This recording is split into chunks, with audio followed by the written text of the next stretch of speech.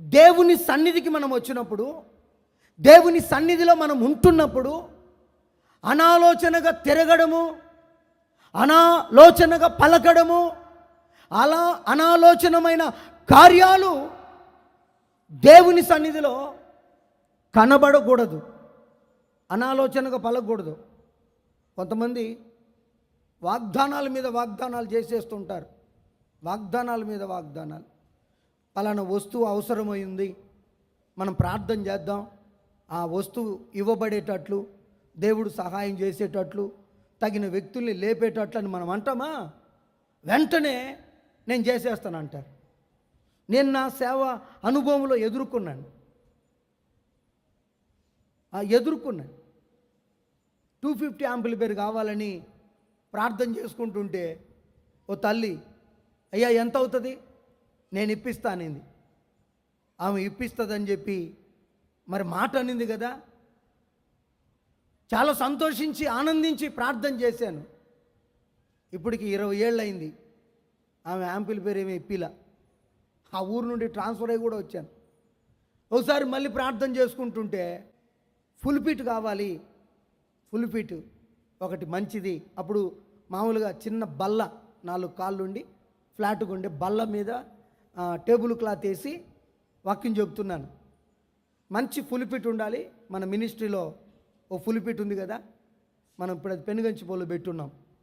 అట్లాంటి ఫుల్పిట్ ఒకటి కావాలని ఆశతో ప్రార్థన చేస్తుంటే, అయ్యా ఎంత అవుద్ది, నేను చేపిస్తానింది ఆమె.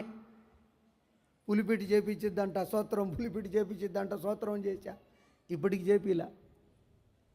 ఓసారి వచ్చి, అయ్యా నాకు వేరే వాళ్ళు ఇన్ని లక్షలు ఇస్తానన్నారు, రూపాయికి ఇచ్చేటట్టు నువ్వు ప్రార్థన చేయి, వాళ్ళు రూపాయికి ఇచ్చేటట్టు చేస్తే నేను బోర్ వేయించాలని ప్రార్థన చేపిస్తుంటే నేను వేపిస్తానింది బోరు. ఆమె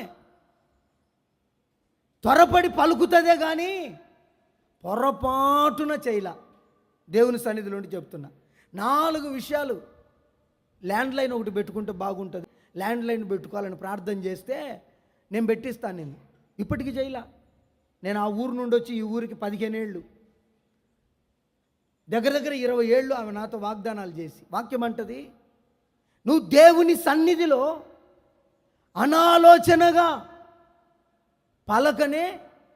పలకకూడదు.